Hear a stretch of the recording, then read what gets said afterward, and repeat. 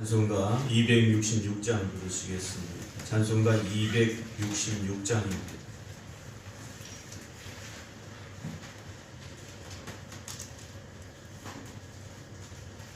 찬송가 266장입니다.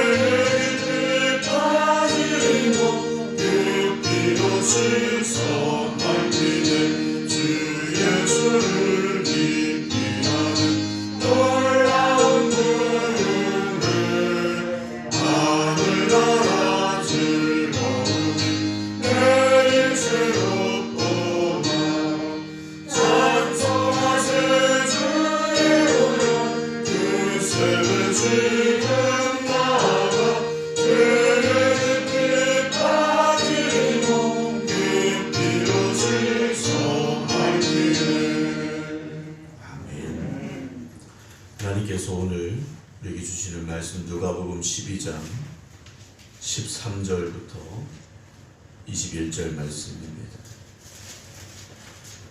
누가복음 12장 13절부터 21절입니다.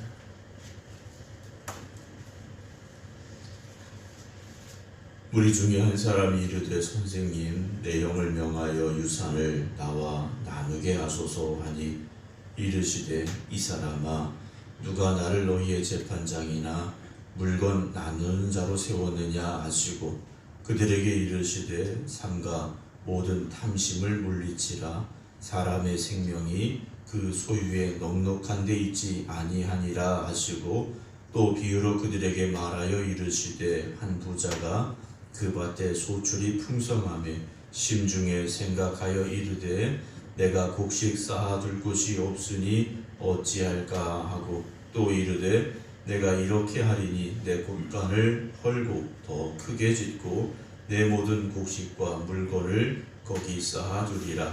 또 내가 내 영혼에게 이르되 영혼아 여러 해 쓸 물건을 많이 쌓아두었으니 평안히 쉬고 먹고 마시고 즐거워하자 하리라 하되 하나님은 이르시되 어리석은 자여 오늘 밤에 내 영혼을 도로 찾으리니 그러면 네 준비한 것이 누구의 것이 되겠느냐 하셨으니 자기를 위하여 재물을 쌓아두고 하나님께 대하여 부요하지 못한 자가 이와 같으니라. 아멘. 할렐루야. 우리가 살면서 주님 만나는 것이 은혜고 또 주님과 동행하며 살 수 있는 것, 이것이 가장 큰 축복임을 우리가 잊지 말아야 되는데요. 우리도 역시 세상 속에 살다 보니 세상 사람들과 같은 그 생각에서 벗어나기가 참 어렵습니다. 인생의 우선순위가 무엇이냐라고 우리가 한번 생각을 해봅니다. 내 인생의 우선순위가 뭘까? 대부분의 사람들은 재물이 첫 번째입니다. 그래도 돈이 있어야지. 그 다음에 생각하는 것이 건강이죠. 그래서 많은 사람들이 이 재물을 모으기 위해서, 돈을 벌기 위해서 열심히 일하다가 나중에 보니 건강을 잃었더라 라는 얘기들을 우리가 자주 들을 수가 있습니다. 그리고 나서 생각하는 것이 무엇이냐? 영혼의 문제라는 거죠. 대부분의 사람들은 또 영혼의 문제는 아예 관심에 두지도 않습니다. 어떻게 돈을 많이 벌까? 어떻게 하면 더 건강할까? 여기에 집중하고 있지 내 영혼의 문제에 대해서는 그리 큰 관심을 두지 않더라는 거죠. 오늘 우리 믿음의 사람들의 우선순위, 삶의 우선순위가 어떻게 되어야 할까 하는 것이죠. 우리의 삶의 우선순위의 첫 번째는 영혼의 문제입니다. 우리의 영을 살리시기 위해서 주님께서 이 땅에 오셨더라는 거죠. 물론 주님께서 배고픈 자를 먹이시기도 하셨고 눈먼 자를 보게도 하셨고 죽은 자를 살리기도 하셨습니다. 그러나 그 모든 것의 가장 중요한 목적과 의미는 무엇이었느냐? 하나님의 나라를 보여주시기 위함이셨다라는 거죠. 그런데 오늘 본문에도 보게 되면 무리 중에 한 사람이 그랬습니다. 이 무리는 어제 말씀을 드린 대로 1절에 12장 1절에 셀 수 없이 모여서 발을 밟힐 정도의 그 많은 사람들이 모였는데 이 사람들이 모여서 주님의 말씀을 들었죠. 말씀을 들었는데 오늘 13절에 나오는 이 사람은 선생님 내 형을 명하여 유산을 즉 아버지가 남겨준 재산을 나와 나누게 해주세요 라고 예수님께 말씀을 드렸습니다. 유대인들은 정해진 상속의 법이 있습니다. 장자가 3분의 1을 가져가고 나머지 형제들이 나눠 가지는 그런 법이 있는데 아마도 이 형은 그렇게 하지 않았던 것 같습니다. 다 내 거다. 아마 그렇게 하지 않았을까 생각을 할 수 있습니다. 답답한 마음이 있어서 예수님에게 나왔겠죠. 근데 예수님의 말씀은 무엇입니까? 14절에 이 사람아 누가 나를 너희의 재판장이나 물건 나누는 자로 세웠느냐? 라고 이 사람을 책망하십니다. 예수님 앞에 나온 이 사람은 어쩌면 너무 억울하고 속상하고 답답했겠죠. 형이 정해진 대로만 했으면 내가 여기까지 안 올 텐데 형이 정해진 법에 따르지 않고 다른 사람 다 하는 대로 하지 않고 너무 억울하게 자기에게 유산을 나눠주지 않았다. 답답한 겁니다. 그런데 주님께서 15절에 그들에게 이르시되 이제 그 사람뿐만 아니라 거기 모여있는 모두에게 말씀을 하시는 겁니다. 무엇을 말씀하십니까? 삼가 모든 탐심을 물리치라 하십니다. 탐심이란 무엇이냐면 내가 가지고 있는 것에 만족하지 못해서 더 많이 더 가지려고 하는 마음이죠. 우리가 아는 단어로 쉽게 표현하면 욕심이라고도 할 수 있습니다. 지금 내가 가진 것에 만족하지 못해서 조금 더 가지고 싶어 하는 것, 그것이 탐심이라는 거죠. 그런데 주님은 모든 탐심을 물리쳐라 그러셨습니다. 내가 지금 있는 것에 만족하지 못하고 더 가지려고 더 채우려고 하는 것을 다 버려라는 말씀이죠. 사람의 생명이 그 소유에 넉넉한 데 있지 않기 때문이다 하시죠. 우리가 재산이 많으면 우리의 수명이 더 길어집니까? 그렇지 않다라는 거죠. 가진 게 적으면 수명이 길어지느냐? 그렇지도 않다라는 겁니다. 가진 것이 많아서 수명이 길거나 또는 가진 것이 적어서 수명이 짧아지거나 가진 것이 적어서 수명이 많거나 가진 것이 많아서 수명이 짧거나 그런 문제가 아니라는 거죠. 재산의 많고 적음에 우리의 생명의 길거나 짧음이 달려있는 것이 아니라는 거죠. 그리고 주님이 말씀하시는 이 생명은 그냥 우리가 숨쉬는 이 숨만을 말하는 것이 아니라 우리의 영적인 문제에 대해서 주님은 알려주고자 하신다라는 겁니다. 그래서 주님께서 가르치십니다. 16절에 비유로 말씀하십니다. 잘 알아들으라고 비유로 말씀하셔요. 그 비유가 무엇입니까? 부자의 비유입니다. 이 부자가 있었는데 그해 밭의 소출이 풍성해졌습니다. 그래서 17절에 이 사람이 자기 속으로 생각합니다. 내가 곡식 쌓아둘 곳이 없으니 어떻게 할까 그래요. 참 부럽죠. 야, 재산이 얼마나 많으면 자기가 쌓아둘 곳이 없을 정도로 많을까? 우리도 부러운 마음이 들 수 있습니다. 그러면서 이 사람이 이렇게 말하죠. 내가 이렇게 해야 되겠다. 내 곡간을 헐고 더 크게 짓자. 그리고 내 모든 곡식과 물건을 거기 쌓아두자 그래요. 근데 주님께서 말씀하신 이 비유를 우리가 쭉 읽어가다 보면요, 내 것, 나의 것 이런 단어가 지금 계속 나오고 있다는 거죠. 원래 성경, 원어 성경을 보게 되면 나의, 내 것, 이게 무려 12번이나 나옵니다. 내 것에 대한 집착, 내 것이라는 소유, 이 부자는요 거기에서 지금 자유롭지 못하죠.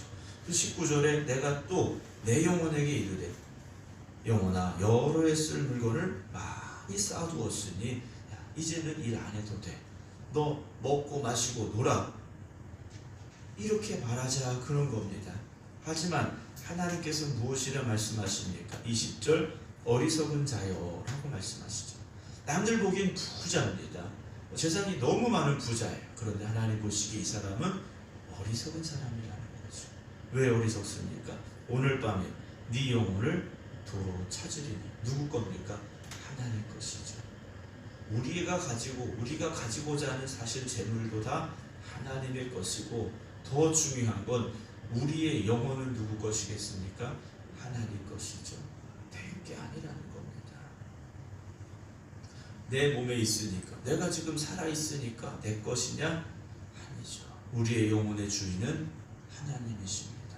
하나님이 오늘 내가 가져가마 하시면, 하나님이 가져가시면 오늘 내 생명은 여기서 끝이라는 거죠. 그러면 네 준비한 것이 누구의 것이 되겠느냐 하셨으니 라고 말씀하십니다. 내 영혼아 먹고 마시고 놀자. 너무 많이 쌓아두었으니까 걱정하지 마 이랬는데 하나님께서 그 영혼 내 거다. 내가 가져가마. 다시 가져가마 하신다면 어떻게 되겠느냐라는 것이죠. 마지막 21절 보면 자기를 위하여 재물을 쌓아두고 하나님께 대하여 부유하지 못한 자가 이와 같다라는 말씀입니다.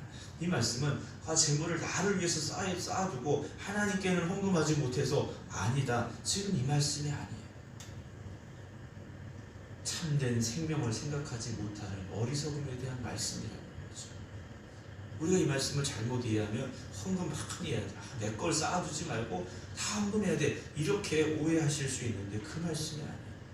아무리 많은 것을 가지고 있어도 우리의 영혼의 주인 되신 하나님에 대하여 우리가 생각하지 못하고 있다면 그 영혼을 다시 찾아가시는 하나님의 그날을 우리가 기억하지 못한다면 우리 어리석은 사람이 될 수밖에 없다라는 것이죠.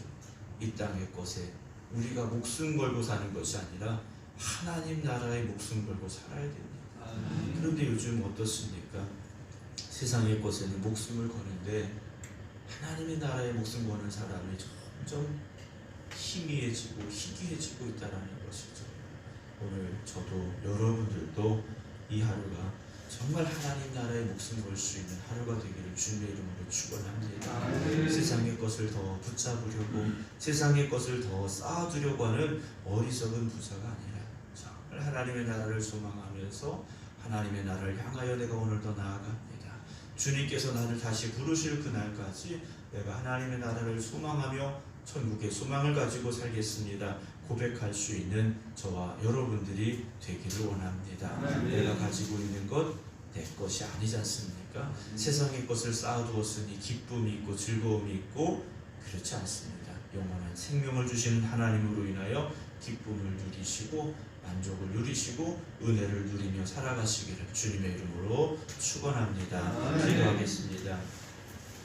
하나님 아버지, 우리를 이 땅에 보내시어 세상 속에 살게 하셨지만 다시 돌아가 하나님의 나라를 잊지 말라고 우리에게 말씀을 주셨고 우리가 이 세상 속에 살지만 세상의 것으로 만족하지 아니하며 하나님 나라의 것으로 만족하며 살라고 우리에게 말씀하고 계신데 여전히 우리는 세상의 것으로 나를 채우려 했고 만족하려 했습니다. 오늘도 깨어있는 주님의 백성들의 심령마다 나의 영혼을 다시 찾아가실 그 하나님을 기억하는 믿음을 더하여 주시옵시고 우리가 다시 가야 될 하나님의 나라를 소망하며 살아갈 수 있는 저희들이 되게 하여 주시옵소서. 오늘 주님이 말씀하신 어리석은 부자와 같은 삶이 되지 않기를 원합니다. 영원한 하나님의 나라를 소망하며 오늘도 그 나라를 향하여 믿음으로 나아갈 수 있는 저희들 되기를 원하오니 천국의 소망이 우리에게 있게 하여 주시옵시고 그 하나님의 나라를 위하여 목숨을 걸고 살아갈 수 있는 저희들이 되게 하여 주시옵소서. 오늘도 주님 앞에 나와 기도드리는 성도들 그리고 각 가정에서 깨어 기도드리는 성도들 주님 기억하여 주시옵시고 오늘 이 하루도 주님이 주시는 기쁨이 넘쳐나는 복된 하루가 되게 하여 주시옵소서.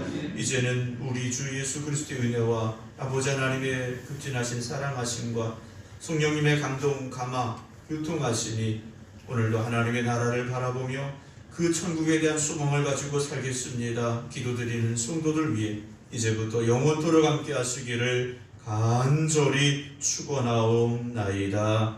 아멘.